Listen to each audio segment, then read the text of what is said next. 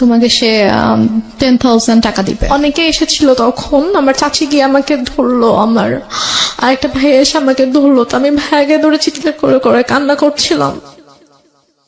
But আমার আম্মুর একটু কান্না করেনি, আমার আম্মু চুপ হয়ে বসে আমাকে বলতেছে যে এভাবে কান্না করার যে আমার মা কেন অন্যদের মতো না? অন্য মায়েরা তো এত ভালো, তার বাচ্চাদেরকে এত কেয়ার করে, বাচ্চাদেরকে আগলে রাখে, এবং একটা মায়ের কাছে তো বাচ্চা সবচেয়ে সেফ থাকা উচিত, যেটা আমি ছিলাম না। তো আমার সাথে কেন এরকম হতো? আমি নামাজ পড়ে আল্লাহর কাছে কান্না করতাম যে আল্লাহ আমার সাথেই কেন এরকম হলো, আমার মা কেন এরকম, অন্যদের মা তো এত ভালো। আল্লাহ থেকে আমরা 2 বোন, আর আমার বাবা অনেক ভালো একজন মানুষ ছিলেন, খুবই শান্তশিষ্ট, মানে কখনো কারোর সাথে উঁচু গলায় কথা বলেনি, আমাদেরকে কখনো গায়ে হাত তোলেনি, এবং সবার কাছে আমার আব্বু অনেক প্রিয় একজন মানুষ ছিল। তো আমরা 2 বোনই আমার বাবার অনেক আদরের ছিলাম, স্পেশালি আমি। ছোটবেলায় যখন আমার 2.5 বছর বয়স, তখন আমার বাবার অনেক বড় একটা অ্যাক্সিডেন্ট হয়। আব্বু অলমোস্ট 11 মাসের মতো হসপিটালে ছিলেন। তখন থেকে আর কি আমাদের মোটামুটি আমাদের লাইফটা একটু চেঞ্জ হওয়া শুরু করে, যেহেতু আব্বু কাজ করতে পারতো না।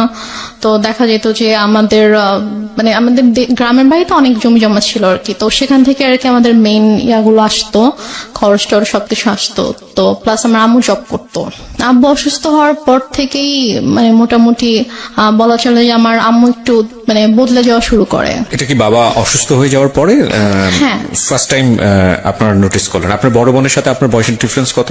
আমার আপুর সাথে আমার 6 বছরের পার্থক্য। তার মানে উনি হচ্ছেন রাইট নাও 30 এবং আপনি হচ্ছেন 24। 24। ওকে, সো আপনি যখন 2.5 বছরের ছিলেন, আপনার বোন তখন বলা যেতে পারে 7 থেকে 8 বছর বয়স। 7 বছর এরকম। আচ্ছা, তো ওই সময় আপনার বাবা ফুললি হসপিটালাইজড? আব্বু ফুলি হসপিটালে। কি করতেন উনি, পেশায় কি ছিলেন? আব্বু অ্যাক্সিডেন্টের আগে ব্যাংকে জব করতেন।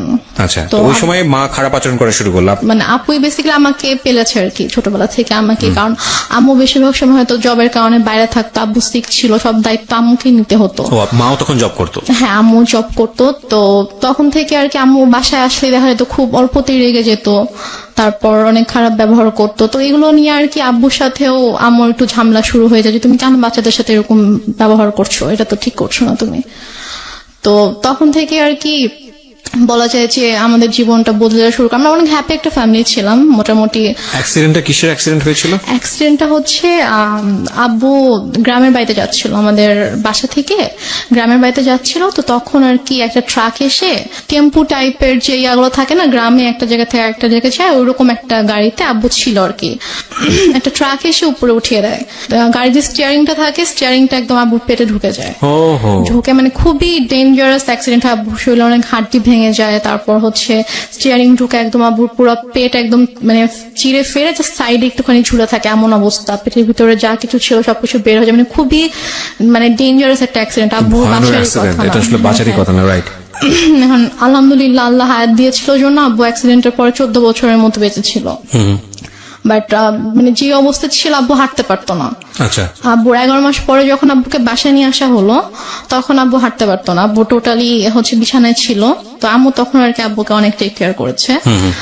আব্বুকে হচ্ছে আমরা মানে যে ওয়াকার, বেবিরা যেরকম ওয়াকারে হাঁটে, আমরা ওরকম করে আব্বুকে নতুন করে আব্বুকে বসানো শিখাইতে হয়েছে, আব্বুকে দাঁড়ানো শিখাইতে হয়েছে, দেন ওয়াকারে করে আব্বুকে হাঁটাতে হয়েছে। তো তারপর যাই হোক অনেক বছর পার হলো, 2001-এ আমার বড় বোনের বিয়ে হয়ে যায়। আচ্ছা, আপুর খুব অল্প বয়সে বিয়ে হয়, তখন 14 বছর বয়স ছিল। তো মানে অনেক ভালো ছেলে পেয়েছিল, এই জন্য হয়তো মানে বিয়ে দিয়ে দেয় আর কি। 14 বছর বয়সে? হ্যাঁ, যখন 14 বছর বয়স। তারপর 2001-এ বিয়ে হয়, তারপর 2005-এ আপু দেশের বাইরে চলে যায় হাজবেন্ডের সঙ্গে। আপুর হাজবেন্ড দেশের বাইরে থাকতো।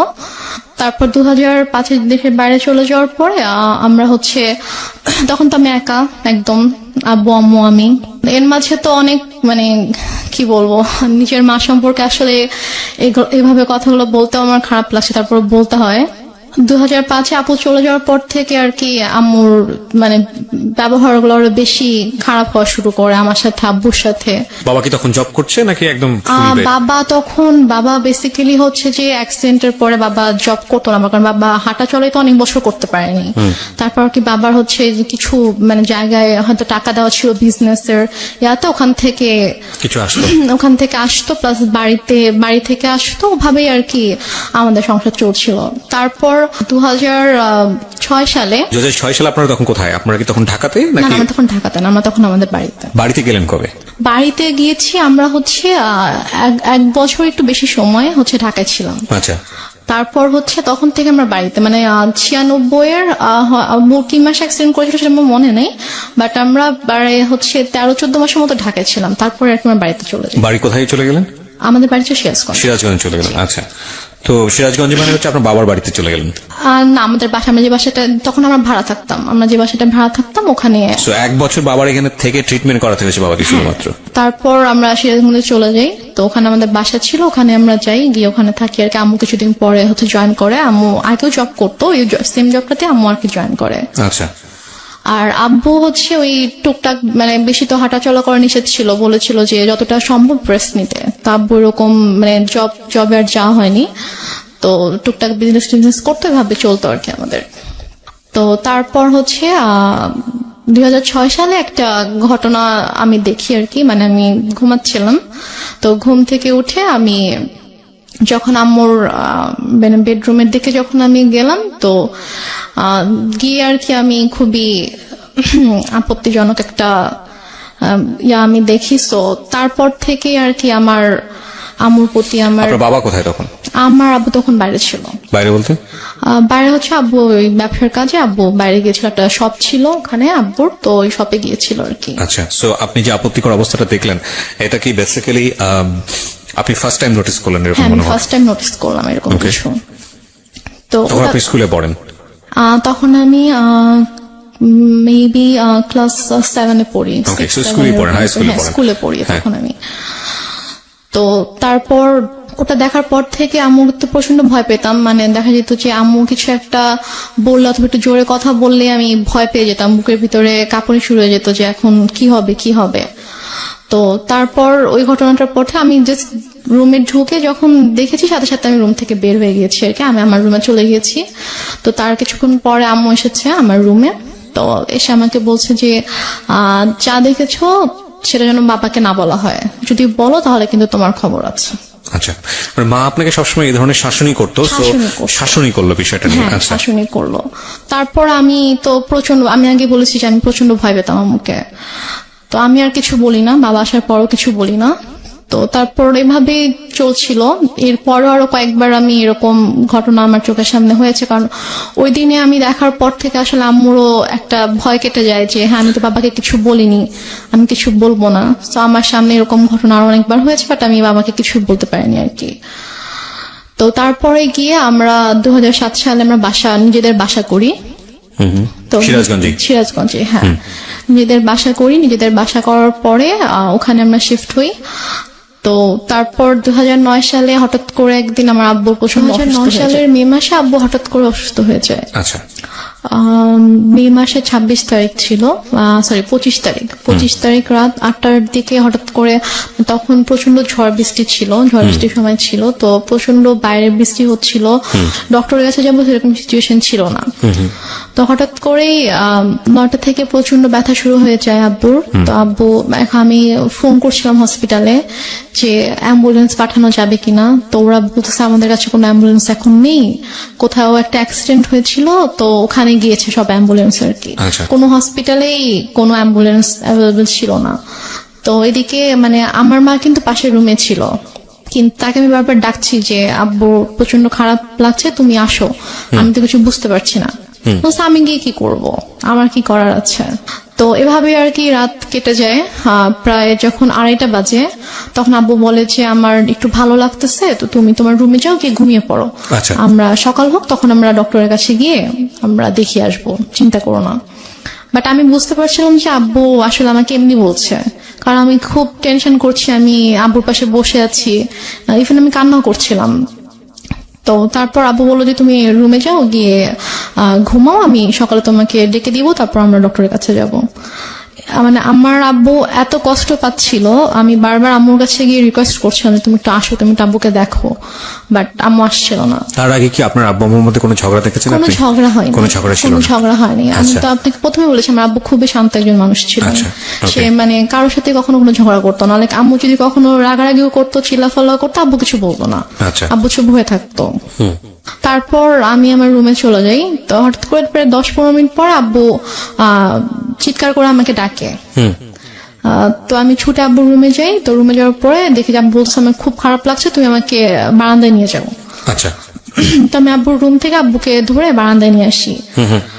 তো আব্বু যখন থেকে ব্যথা শুরু হয় তখন থেকে আব্বু জাস্ট বুকে হাত দিয়ে রেখেছিল, যেখানে ব্যথা করছিল। আব্বু বসতে পারছিল না, শুতেও পারছিল না, আতশোয়া হয়েছিল বিছানায়। তুমি আব্বুকে ধরে বারান্দায় নিয়ে যাই। নিয়ে যাওয়ার পরে আব্বুকে চেয়ারে বসিয়ে দিই। তো তারপর আব্বু বমি করে দেয়। তো বমি হচ্ছিল, তো মানে তখন আমি কান্না করতে করতে আম্মুর কাছে যাই যে আম্মু আসো, আব্বু তো বমি করছে। মরে যাক, আমার কি, আমি পারবো না যেতে, আমাকে ডাকবা না। এটা আপনার মা বলে? আমার মা বলে। আচ্ছা।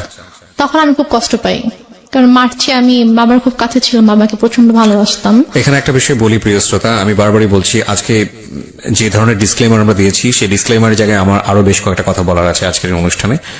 আজকেই ওর যে গল্পটা, সেই গল্পের পুরোটা জুড়েই থাকবে ওর মাকে নিয়ে বলা অনেক কষ্টজনক অনেক কথাবার্তা। আমাদের সমাজে কিংবা আমাদের পুরো পৃথিবীতে যদি বলি, মা হচ্ছেন এমন একটি ক্যারেক্টার, মা হচ্ছেন এমন একটি স্বর্গীয় গিফট সন্তানের জন্য, যেখানে কোনো লজিকই খাটে না। মা যা মা তাই, এখানে অন্য কোনো কিছু বলার সুযোগ নেই। সুতরাং আজকের এই পার্টিকুলার বিষয়কে কেন্দ্র করে আপনি আইদার পজিটিভ আইদার নেগেটিভ কোনো কিছুই ভাববেন না মার এই বিষয়টাকে নিয়ে। আমি বারবার আপনাদেরকে সতর্ক করছি। আপনারা বরং ভাবুন এটা, যে একটা মেয়ে পরিবারে এই ধরনের পরিবেশের মধ্যে বড় হয়ে সে আজকে কোথায় দাঁড়িয়ে আছে, কিভাবে ফাইট করছে।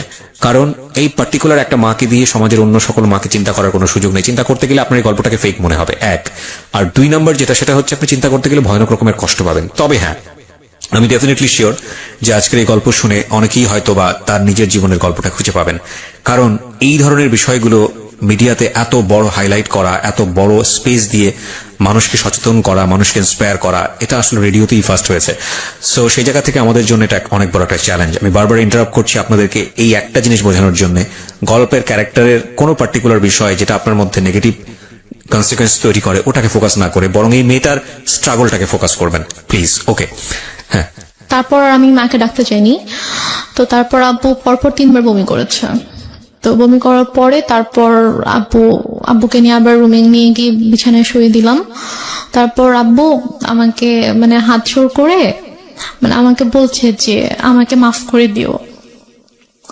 তা আমি বলছি তুমি এভাবে কেন কথা বলছো? বলছে যে আমি তোমার জন্য কিছুই করতে পারলাম না। মানে আমি তখন এতটাই মানে আমি তো কিছু বুঝতাম না তখন। আমি যদি এখন যদি থাকতাম ওই সিচুয়েশনে, আমি হয়তো বুঝতে পারতাম যে আবু হয়তো আর বেশিক্ষণ থাকবে না, এই জন্য ওইভাবে বলছে। বাট তখন আমি বুঝিনি আসলে। এভাবে কথা বলো না বাবা, তুমি ঠিক হয়ে যাবা, ভাই আসবে একটু পরে, তোমাকে হসপিটালে নিয়ে যাবো, তুমি ঠিক হয়ে যাবা, কিছু হবে না। তো তারপর ভাইয়া 5টার দিকে, ভাইয়া মেবি 4টার দিকে বাসা থেকে বের হয়। ওর বাসা থেকে তখন ঝড় বৃষ্টি থেমে গেছে, বাট স্টিল কোথাও অ্যাম্বুলেন্স নেই।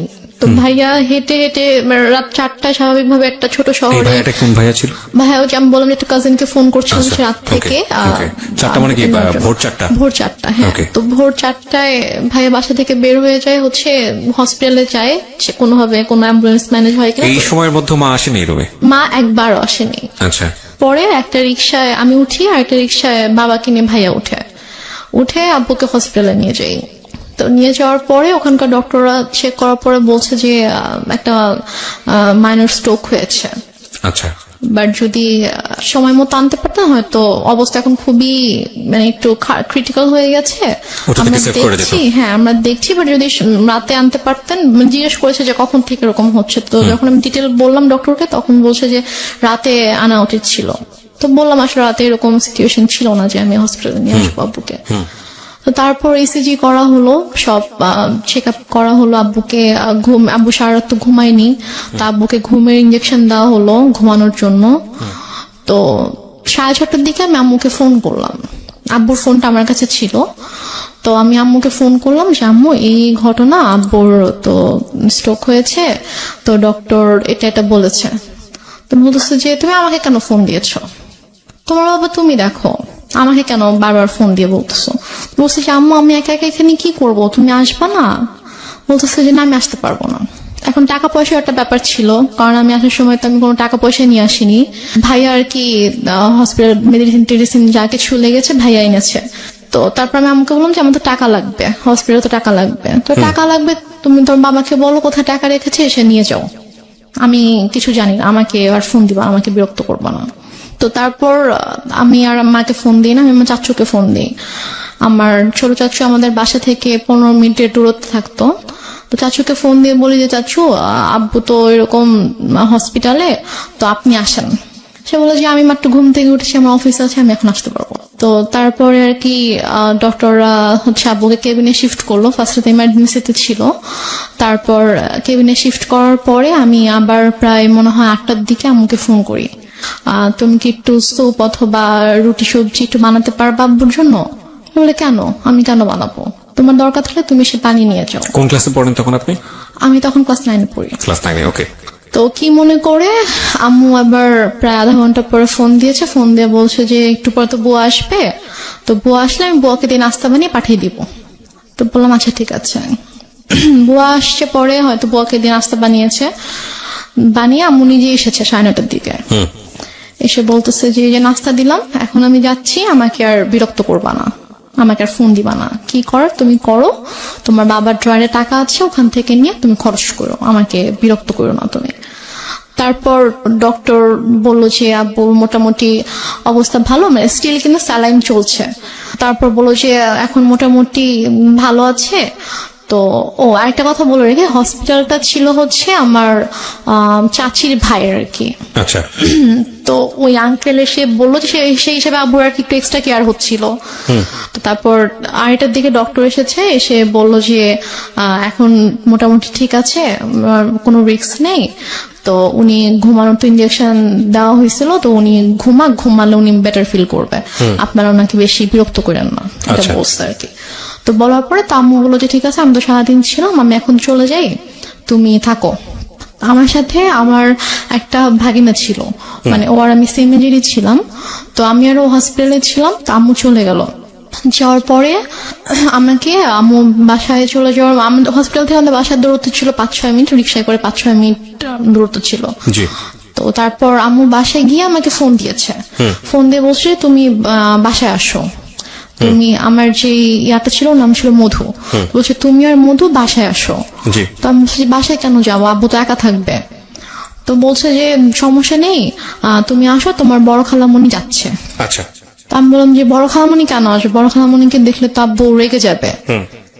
মানে আমার বড় খালামণির সাথে আব্বুর একটু সমস্যা ছিল। আচ্ছা। সমস্যা ছিল বলতে যে মানে বড় খালামণির মানে বিহেভিয়ারের জন্য আব্বু বড় খালামণিকে পছন্দ করতো, এটা অ্যাভয়েড করতো আর কি। আচ্ছা। তো বলছে আব্বু যদি রেগে যায় তখন আব্বুর জন্য তো এটা মানে খারাপ হতে পারে, লাইক যে যাকে পছন্দ করে না, ঘুম থেকে অসুস্থ অবস্থায় যদি উঠে তাকে দেখে তখন তো স্বাভাবিকভাবে তার খারাপ লাগবে, যে মানুষ তো চায় যে অসুস্থ থাকুক, তার প্রিয় মানুষগুলো তার পাশে থাকুক। জি। তো তারপর আমি বলি যে না আমি আসবো না। আমরা এখানে একটা বিরতি নিতে চাই। প্রিয় শ্রোতা, আপনারা শুনছেন মিস্টার ম্যাঙ্গো ক্যান্ডি প্রেজেন্স জীবন গল্প। আমি আরজি কিবরিয়া আপনার সঙ্গে রয়েছি। রেহনুমা আজকের এই জীবন গল্প বলছে। রেহনুমাকে দেখার জন্য আপনাদের আসতে হবে আমাদের ফেসবুক পেজে, অথবা আপনারা চলে আসতে পারেন আমাদের ইউটিউব চ্যানেলে। আমাদের ফেসবুকের ঠিকানা www.facebook.com/kibria.rj KEBRIA.RJ, পেজটি আছে আরজি কিবরিয়া নামে। এছাড়া আপনারা আসতে পারেন আমাদের ইউটিউব চ্যানেলটিতেও। আমাদের ইউটিউব চ্যানেলের ঠিকানা হচ্ছে www.dfm904। সাবস্ক্রাইব করে অবশ্যই নোটিফিকেশনটি অন করে নেবেন। ওকে, এখন আমি যেটা বলবো বিরতিতে যাবার আগে, সেটা হলো সিচুয়েশন যখন একটু কড়া, যখন মন বসে না কোনো কাজে, তখন মন ঠিক করতে মুখ দিতে পারেন কাঁচা আমের স্বাদে Pran mister mango candy. Good mood guaranteed. প্রিয় শ্রোতা, ফিরছি ছোট্ট একটা বিরতির পর। শুনছেন আরজি কিবরিয়ার সাথে মিস্টার ম্যাঙ্গো ক্যান্ডি প্রেজেন্টস জীবন গল্প।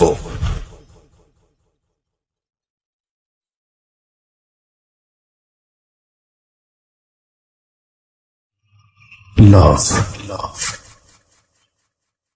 hate, challenge, motivation, lies, truth, impossible, virtue, morality, something beyond entertainment. Welcome to my stage of reality. Stay tuned. Sunday and Wednesday with me RJ Kibriya, only on Dhaka FM 90.4.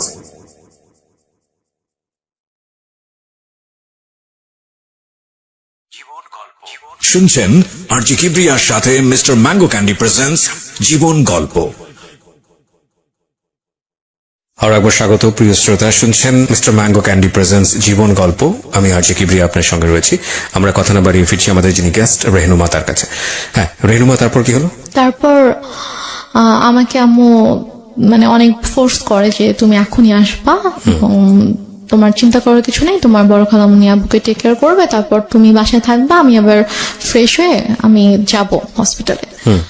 আমি এর মধ্যে বড় খালামণি চলে আসে। বড় খালামণির সাথে ছিল আমাদের একটা মামা, আম্মুর কাজিন ছিল।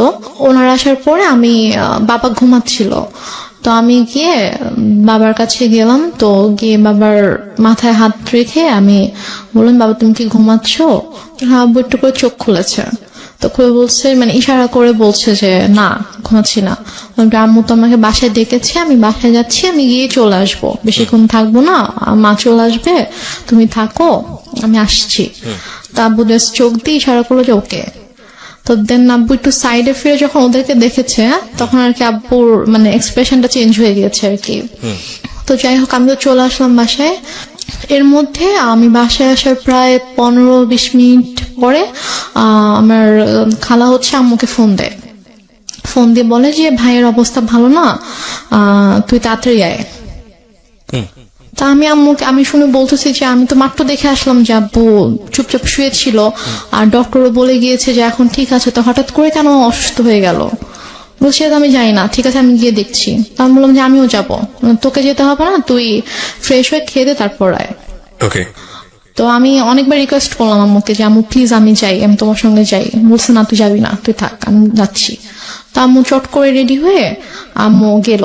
তো আম্মু মেবি 3:30টার দিকে হসপিটালে গিয়েছে। তো যাওয়ার পরে আমি ফোন দিচ্ছি, ফোন ধরছে না। আমি ফোন দিচ্ছিলাম যে কি হয়েছে, এখন কি অবস্থা, আব্বু ঠিক আছে কিনা। তো যাই হোক, আমি মাত্র খেতে বসেছিলাম আর কি। তো খেতে বসার সাথে সাথে আম্মু আমাকে ফোন দিয়েছে। ফোন দিয়ে বলছে যে ড্রয়ারে টাকা আছে, সবগুলো টাকা নিয়েই হসপিটালে আয়। আমি বলছি কেন, আব্বুর কি অবস্থা এখন? বলছে হ্যাঁ তোর আব্বুকে ঢাকা নিতে হবে, অবস্থা ভালো না, অক্সিজেন দিয়ে আসছে, তোর আব্বুকে ঢাকা নিতে হবে, তুই টাকাগুলো নিয়ে আয়, এখানকার তো বিল পে করতে হবে, ঢাকা গেলে টাকা লাগবে, তো তুই টাকাগুলো নিয়ে আয়। আমি আর খেতে পারলাম না। আমার এর মধ্যে আমার ভিতরে এত অস্থিরতা শুরু হয়েছে যে আমি কান্না শুরু করে দিয়েছি, যে আমার কেমন ওখানে প্রচন্ড খারাপ লাগছিল। তো তারপর আমি টাকা নিয়ে চট করে বের হলাম। তারপর আমি হসপিটালে আসার পর দেখি যে আমার একজন চাচু বাসার হসপিটালের নিচে দাঁড়িয়ে আছে। আমি রিক্সা থেকে নামার সাথে সাথে চাচু আমার হাত ধরেছে। তো ধরে বলতেছে যে চল উপরে চল। আমি বললাম যে আব্বু কি হয়েছে? তখন আমি আমার খুব খারাপ লাগছিল, যে আমার মনে হচ্ছিল যে মেবি আব্বু নেই। তার মধ্যে সত্যি করে বল আব্বুর কি হয়েছে। তো আব্বুর কেবিন ছিল হচ্ছে 3 তলায়। তো দেন আমি গেলাম, তো চাচু পুরোটা সব আমার হাত ধরে আছে। 3 তলাতে যাওয়ার পরে দেখি যে আব্বুর কেবিনের দরজাটা খোলা, দরজার সামনে অনেক মানুষ। তো আমি গিয়ে চিল্লানো শুরু করছি যে হার্ট অ্যাটাক করেছে পেশেন্টের, হার্ট পেশেন্টের রুমের সামনে দরজা কেন খোলা থাকবে, এত মানুষ কেন এখানে হইচই করছে, আপনার সরেন এখান থেকে, আমার আব্বুর ডিস্টার্ব হবে। আমি এটা বলতে বলতে রুমে ঢুকে দেখি যে আমার মা খালা একটা বেডে বসে আছে, আর আমি দেখেছি আব্বু শুয়ে আছে। আমি তখনও খেয়াল করিনি যে আব্বুর মাথার নিচে যে বালিশ নেই, অথবা আমি স্যালাইন টালাইন আমি কিছুই খেয়াল করিনি আর কি। আমার জাস্ট মনে হচ্ছে আব্বু নর্মালি শুয়ে আছে, কারণ ওইভাবে সবাই আমি দেখে গেছি আব্বুকে। তো আব্বুর মাথার কাছে হচ্ছে আমার চাচু বসে আছে, যে চাচুকে আমি সকালে ফোন দিয়েছিলাম, যিনি বলেছে অফিস আছে আমি আসতে পারবো না, উনি বসে আছে। চাচি এসেছে, উনি দাঁড়িয়ে আছে। তো আমি আব্বুকে দেখো, তখনও কিন্তু বুঝতে পারিনি যে আব্বু নেই। আমার বড় খালামণি হঠাৎ করে এসে আমাকে জড়িয়ে ধরে, তো জড়িয়ে ধরে আমাকে বলে যে কি একটা সর্বনাশ হয়ে গেল, তোরা তো এতিম হয়ে গেলি। মানে উনি খুব জোরে চিৎকার করে করে কান্না করছে, আর উনি ভাবে বিলাপ করে করে বলছে কি সর্বনাশ হয়ে গেল, তোরা এতিম হয়ে গেলে এখন তোদের কি হবে। এটা যখন বলেছে তখন জাস্ট আমি আব্বুর দিকে তাকিয়েছি, তাকিয়ে তখন আমি খেয়াল করেছি যে আব্বুর মাথার নিচে বালিশ নেই। তো আমি নর্মালি আমি আর আমার আব্বু মানে মৃত মানুষকে ভয় পেতাম আর কি। মানে লাইক আমাদের বাসার আশেপাশে বাসায় যদি কেউ মারা যেত, আমার আব্বু তো ওই বাসার সামনে দিয়ে 40 দিন যেতাম না। মানে আমাদের একটা ধারণা ছিল যে মানুষ মরে গেলে মেবি ভূত হয়ে যায়, তারা এসে ভয় দেখাবে। মানে আব্বুর ওই ভীতিটা ছিল, আমারও ওই ভীতিটা ছিল। আমরা ওই দিক দিয়ে না গিয়ে অনেকখানি ঘুরে যেতাম। তো বাট তখন আমার কোনো মানে আমার মধ্যে কোনো ওই ভয়টা অথবা এরকম কিছুই নেই। আমি আব্বুর কাছে গিয়ে আমি আব্বুকে এভাবে ধাক্কা দিচ্ছিলাম যে আব্বু কি হয়েছে তোমার, তুমি উঠো তুমি। তো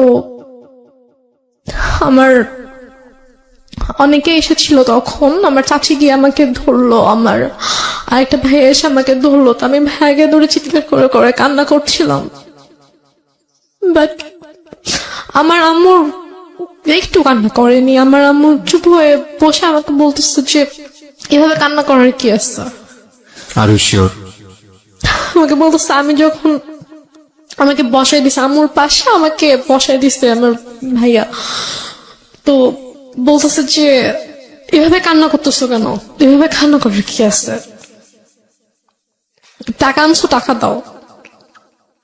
আমি জাস্ট অবাক হয়ে তাকিয়েছিলাম যে মানে সামনের বেডে আব্বু এভাবে পড়ে আছে আর সে আমার সাথে এভাবে কথা বলছে। তারপর আমি অনেকক্ষণ চুপ করে বসেছিলাম।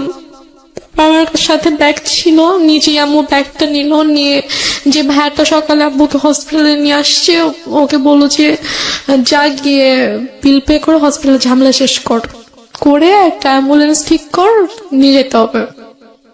তো এর মাঝে আমার আপু ফোন করছে, আপু ঘুমায় ছিল। তো ঘুম থেকে উঠতে পরে ভাইয়া যখন বলছে যে আব্বু অসুস্থ হসপিটালে, তুমি আমাকে ফোন করো। আমার পাশে বসে ফোন ধরে বলতেছে যে তোমার আব্বুকে ঢাকায় নিয়ে যাচ্ছি আমরা। না, সেটা হয়তো আপনি ইজিলি ব্যাক করতে পারেন, সেই জন্যই সে বলেছে, পরে হয়তো সময় নিয়ে বলবে। আমি বলি এটা কেন বলেছে, আমি শুনলে বুঝতে পারবেন। তো তারপর হসপিটালে আমিও গেলাম ভাইয়ার সাথে ফর্মালিটিস করতে। তো ও টাকা পে করার পরে তো ওদের আব্বুর যেটা ফাইল ছিল, হচ্ছে সকাল থেকে হচ্ছে যে টেস্ট গুলো হয়েছে, প্রেসক্রিপশন, এগুলোর একটা ফাইল থাকে। তো প্লাস হচ্ছে দুপুরে হচ্ছে ডক্টর রেফার করে দিয়েছিল ঢাকায় যে হসপিটাল ডক্টরের কাছে, মানে সব পেপারস যে একটা ফাইল ছিল। তো হসপিটাল থেকে নর্মালি বিল পে করার পর ফাইলটা তো দিবে। তো ভাইয়া যখন জিজ্ঞেস করেছে যে ফাইল কোথায়, তখন বলছে যে ফাইল তো এসে নিয়ে গিয়েছে। বলছে যে ফাইল কে নিয়ে গেছে, আমরা তো কেউ ফাইল নিইনি। তো বলেছে যে ডক্টর যখন রুমে গিয়েছে, অক্সিজেন যখন দেওয়া হয়েছে পেশেন্টকে, তখন আপনাদের একজন রিলেটিভ এসেছিল, এসে বলেছে যে অমুক কেবিনের অমুকের ফাইলটা ডক্টর চেয়েছে, আমরা তো দিয়ে দিয়েছি। তো উপরে গিয়ে ভাইয়া সবাইকে জিজ্ঞেস করলো ওখানে যারা যারা ছিল, তো সবাই বলতেছে যে না আমি তো নিইনি। তো ফাইলটা যাই হোক পাওয়া গেল না। তারপর অ্যাম্বুলেন্সে করে আব্বুকে আমাদের বাসায় নিয়ে আসা হলো। তো বাসায় নিয়ে আসার সাথে সাথে দেখি যে আম্মু ওদিকে ফোন টোন দিয়ে সব অ্যারেঞ্জমেন্ট করে ফেলেছে যে মানে যত তাড়াতাড়ি পসিবল মাটি দিতে হবে। বাট আপু যখন দেশের বাইরে চলে যায়, তখন আপু এভাবে বলে যায় যে মানে যদি কখনো মানে আব্বু হোক আম্মু হোক কেউ যদি মারা যায়, তাকে রেখে দিবা আমি না আসা পর্যন্ত, আমি আসবো দেখবো তারপর মাটি হবে। আপু এটা বলে গিয়েছিল। তো আপুর শ্বশুর বাড়িতে যখন জানানো হয় যে আব্বু মারা গেছে, তখন বলে যে ঠিক আছে আমরা আসছি, আপনারা ওখানে সবকিছু ঠিকঠাক করেন, ওনাকে গোসল করেন, তারপর আমরা ঢাকায় নিয়ে এসে ওনাকে, মানে আপু শ্বশুর বাড়িতেও এটা জানতো, কারণ আপু শ্বশুর বাড়িতেও সেম কথাটাই বলেছে, মানে শ্বশুর শাশুড়ি ছিল। তো ওদের বলেছে যে মানে যারই কিছু হোক না কেন আমাদেরকে ছাড়া কিন্তু আপনারা মাটি দিবেন না, আমরা দেখবো। তো ওইভাবে আপুর শ্বশুরও ফোন দিয়ে বলে যে ঠিক আছে ভাইজানকে নিয়ে আসতে হবে ঢাকায়। নিয়ে এসে আমি ব্যবস্থা করছি, এখানে বারডেমে সম্ভবত ছিল হিমাগার আছে, তো ওখানে বললো যে ওখানে রাখবো, আমি সব ব্যবস্থা করে আমি আসছি। বলছে না আপনাদের আসতে হবে না, ও যত তাড়াতাড়ি পসিবল মাটি দিয়ে দিব, নইলে মিন্টু বৃষ্টি আত্মা হচ্ছে কষ্ট পাবে, বেশিক্ষণ রাখা যাবে না। তো বলতেছে যে না, মানে আপুর কথা বলছে যে বৌমা তো বলে গেছে, তা আমাকেও বলে গেছে, তো আমি তো এটা পারবো না, আমি বৌমাকে কি জবাব দিব আপনি যদি মাটি দিয়ে দেন। বলতেছেন আপনাদেরও কষ্ট করে এখন সন্ধ্যা হয়ে গেছে, আপনাদেরও এখন কষ্ট করে আসতে হবে না, আর আপনারা আসলে আসেন, বাট আপনারা আসার আগে আগে মাটি দিয়ে দিব। মানে আম্মু পুরো ক্রেজি হয়ে গিয়েছে মাটি দেওয়ার জন্য। তো আমার চাচুরা ফোন দিয়ে বলতেছে যে, আমার একটা চাচা গ্রামের বাড়িতে থাকে, তো আমার চাচা ফোন দিয়ে বলতেছে যে তুমি এখানে নিয়ে আসো, আমাদের পারিবারিক কবরস্থানে মাটি হবে। সে বলতেছে না আমি ওখানে নিব না, ওর এখানেই মাটি হবে। তো এগুলো নিয়ে আম্মু খুবই মানে রীতিমতো ঝগড়া করতেছে অনেক। আম্মু কিন্তু স্টিল মানে এক ফোঁটাও কান্না করেনি, একটুও কান্না করেনি। তো সে আমার চাচার সাথে ফোনে ঝগড়া করতেছে যে না আমি এখানে মাটি দিব, আপনাদের যদি দেখতে ইচ্ছা করে আপনারা এখানে আসেন, এসে দেখে যান। কোনোভাবে রাজি করাতে পারতেছে না যে না পারিবারিক কবরস্থানে তার মাটিটা হবে। ওইদিকে আপু বারবার ফোন করে বলতেছে যে তুমি একটু আব্বুর সাথে কথা বলায় দাও। তো বলছে এখন তো কথা বলতে পারবে না, এখন তো হচ্ছে যে কি অক্সিজেন দিয়ে রাখছে এটা সেটা এগুলো বলতেছে। তো বলছে যে ও আপুকে বলছে যে আমি এখন অ্যাম্বুলেন্স চাই। তো বলছে ঠিক আছে আব্বু কথা বলতে না পারলেও সমস্যা নেই, তুমি আব্বুর কানের কাছে ফোনটা নাও, আমি আব্বুর সাথে কথা বলে আব্বু বেটার ফিল করবে, আব্বুর ভালো লাগবে আমার ভয়েস শুনলে। সে বলতেছে না এখন না, আমি হসপিটালে যাই, তোমার সাথে কথা বলে দিব। তো এভাবে ওদিকে আপুকে এভাবে হ্যান্ডেল করতেছে, তারপর হচ্ছে আমার চাচার সাথে ঝগড়া করতেছে এবং মাটি দেওয়ার জন্য খুবই পাগল হয়ে গেছিল। মানে আপনার কথা অনুযায়ী যদি আপনি সবকিছু মেনে নেই, তাহলে বলতে হবে যে সে এককভাবে সিদ্ধান্ত নিচ্ছে, একটা স্বেচ্ছাচারী আচরণ যেটাকে বলে। সে কারো কথাই শুনছে না। লাইক একজন মহিলার যে হাজবেন্ড মারা গেলে তার যেরকম বিহেভিয়ার থাকা উচিত ওরকম কিছু ছিল না আমার মাঝে। অনেক বেশি ডেসপারেট ছিল to establish her decision. Yeah exactly. Okay. তো তারপর সবাই বুঝায় যে এরকম করার কিছু নেই, আপনি একটু শান্ত হন, যেহেতু তার বাবা মা ভাই সবার কবর ওখানে, সো ওনার ভাইরাও চাচ্ছে, ওনাদের কথাটা আপনাকে মানতে হবে। তো সবাই বুঝানোর পরে গিয়ে উনি আর কি বলে আচ্ছা ঠিক আছে। দেন আব্বুকে গোসল করানো হয়, করানোর পরে রাত 8টার দিকে সম্ভবত অথবা 8টার পরে আব্বুকে একটা ট্রাক নিয়ে আসা হয়। মানে আমাদের বাসা থেকে আমার দাদুর যে গ্রাম 1 ঘন্টার দূরত্ব ছিল আর কি। জি। তো ওখানে তারপর আমরা যাওয়ার জন্য মাইক্রো ট্রাক সবকিছু অ্যারেঞ্জ করা হয়। তো আমি বলি যে আমি যাবো, বলেন তোমাকে যেতে হবে না, আমাকে বাসায় রাখে। আমার বাসায় আমার ছোট খালামণি ছিল, আরো কে ছিল, তো ওদের কাছে আমাকে রেখে যায়। রেখে আম্মু চলে যায় ওদের সাথে গ্রামের বাড়িতে মাটি দেওয়ার জন্য। আচ্ছা। মাটি দিয়ে রাতের 12:30 পৌনে 1টার দিকে চলে আসে, সবাই আবার ব্যাক করে আর কি। স্টিল আপুর সাথে সে কথা বলতেছে যে বাবা বেঁচে আছে, বাবা বেঁচে আছে, বাবা হসপিটালে। আপু বারবার ফোন দিয়ে বলছে যে কথা বলায় দাও, কথা বলে দাও, সে মানে বলাচ্ছে না আর কি।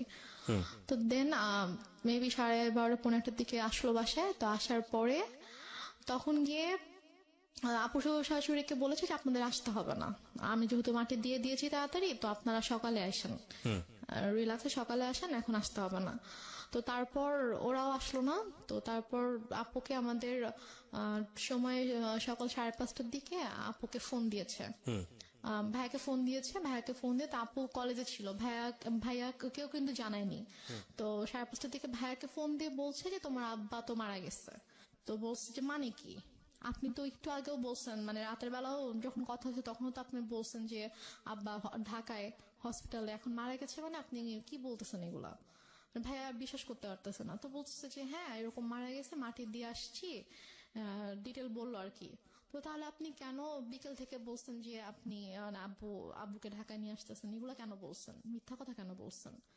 পরে বলে যে তারপর বলছে যে আপনাদেরকে তো বলা হয়েছে যে কেউ মারা গেলে রাখতে, আমরা দেখবো তারপর মাটি হবে, তো আপনি কেন মাটি দিয়ে দিলেন। ভাই আম্মুর সাথে এভাবে কথা বলতেছিল। তো বলতেছে যে আমার ইচ্ছা হয়েছে আমি দিচ্ছি। এটা আপনার মা বলছে? আমার মা বলছে যে আমার ইচ্ছা হয়েছে আমি দিচ্ছি, এখন তো কিছু করার নাই। আপুর কথা বলছে যে ওকে জানাও ও কোথায়। তো বলছে ঠিক আছে, ওকে আপনার জানাইতে হবে না, আমি ওকে জানাচ্ছি, আমি আমার ওয়েতে ওকে জানাবো। তো তারপর আপু কলেজে ছিল, তো আপু কলেজ থেকে আসার পর এর মধ্যে বাসায় হচ্ছে আপুর কিছু ফ্রেন্ডকে